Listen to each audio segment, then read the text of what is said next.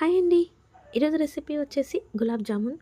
చాలా ఈజీగా, సింపుల్‌గా ఇంట్లోనే ప్రిపేర్ చేసుకోవచ్చు. గులాబ్ జామున్ చేస్తున్నప్పుడు కొంతమందికి పగుళ్ళు రావడం, షేప్ సరిగ్గా రాకపోవడము, అవి సరిగ్గా జ్యూసీగా అవ్వకపోవడం, సరిగ్గా లోపల కుక్ అవ్వకపోవడం ఇలా అంతా జరుగుతూ ఉంటుంది.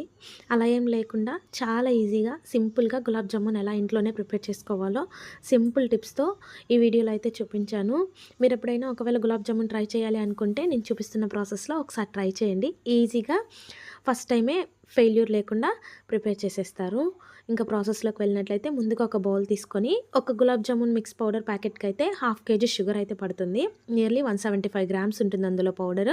సో, దానికి హాఫ్ కేజీ షుగర్ తీసుకొని మనం ఆ షుగర్‌ని ఆ బౌల్‌లోకి యాడ్ చేసేసుకొని అందులోకి 2 గ్లాసెస్ ఆఫ్ వాటర్ అయితే యాడ్ చేశాను.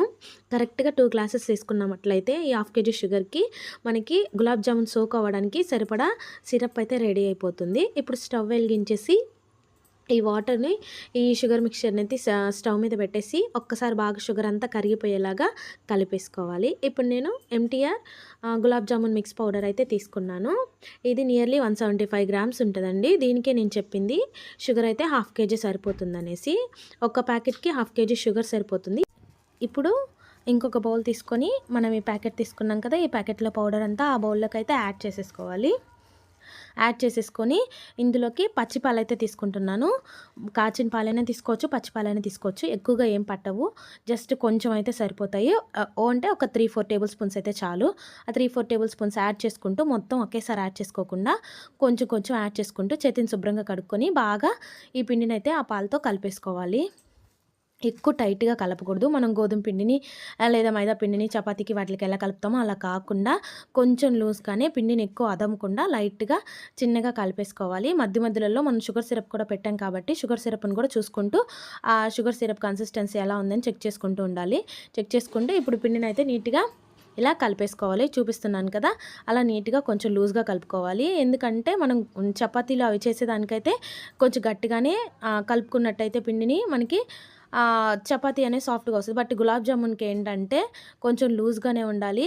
కొంచెం ఇలా మనం ఓపెన్ చేసి చూసినట్లయితే ఇప్పుడు నేను చూపిస్తున్నట్లుగా ఇలా ఎయిర్ గ్యాప్స్ అయితే రావాలి. అలా మనం కలుపుకున్నట్లయితే మనం ఈ గులాబ్ జామున్ పిండిని రుద్దినప్పుడు మనకి పైన పగుళ్ళు అవేం రాకుండా నీట్‌గా వస్తాయి. అలా కాకుండా గట్టిగా ఒత్తేసి చపాతీకి వాటిలికి రుద్దినట్టుగా రుద్దేశామంటే పైనంతా పగుళ్ళొచ్చేస్తాయి. సో, ఇలా ఒకసారి ట్రై చేయండి. అసలు పగుళ్ళనేవే పైన కనపడకుండా మనకి గులాబ్ జామున్ చాలా చక్కగా వస్తది.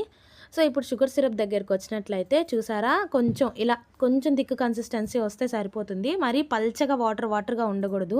కొంతమంది కొంచెం షుగర్ సిరప్ అంటే షుగర్ కరిగిపోయిన వెంటనే దాన్ని తీసేసి పక్కన దించి పెట్టేస్తుంటారు. అలా కాకుండా కొంచెం థిక్ కన్సిస్టెన్సీ వచ్చేంత వరకు ఉంచుకుంటే సరిపోతుంది.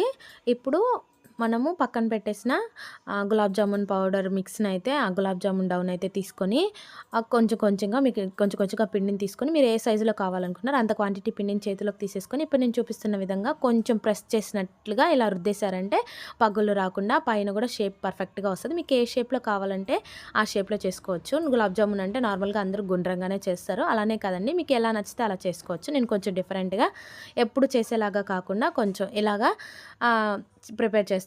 ఇలా ప్రిపేర్ చేసేసి అట్లాగే మనకి ఎన్ని వస్తాయో ఆ పిండితో మొత్తం అన్నీ చేసి పెట్టేసుకోవాలి. చేసి పక్కన పెట్టేసి ఇప్పుడు స్టవ్ వెలిగించి అందులోనే కడాయి పెట్టేసి అందులోకి ఆయిల్ అయితే యాడ్ చేసేసుకొని మీడియం హీట్‌లోనే ఆయిల్‌ని అయితే హీట్ చేసుకోవాలి. హై ఫ్లేమ్‌లో అయితే అస్సలు ఆయిల్‌ని హీట్ చేసుకోకూడదు. ఇప్పుడు మనం ప్రిపేర్ చేసి పెట్టుకున్న గులాబ్ జామున్స్‌ని ఒక్కొక్క దాన్ని ఈ ఆయిల్‌లోకి వదిలేసి మంటనైతే మీడియం ఫ్లేమ్‌లోనే ఉంచుకోవాలి. హై ఫ్లేమ్‌లో పెట్టేసినట్లయితే పైనంతా మాడిపోతాయి. లోపలంతా పచ్చిగానే అలాగే ఉంటాయి.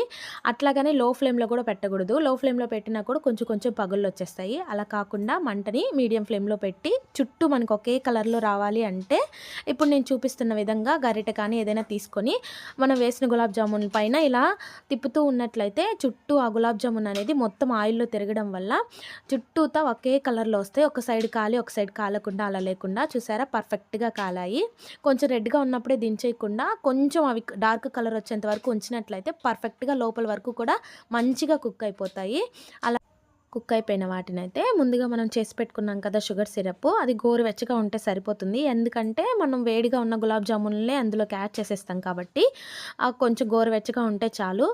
ఒకవేళ లేదు బాగా చల్లారిపోయింది అనుకున్నా కానీ కొంచెం వేడి చేసేసి మనం ప్రిపేర్ చేసుకున్న గులాబ్ జామున్లయితే వాటిలో వేసేసి వాటిని బాగా ఒకసారి తిప్పేసేయాలి. ఆ సిరప్‌లో తిప్పేసి ఒక half an hour lid close చేసి పక్కన పెట్టేసినట్లయితే మనకి పర్ఫెక్ట్‌గా సోక్ అయిపోతాయి. బాగా నానిపోయి గులాబ్ జామున్ పర్ఫెక్ట్‌గా వస్తాయి. చూసారు కదా! చక్కగా వచ్చాయి. Please subscribe.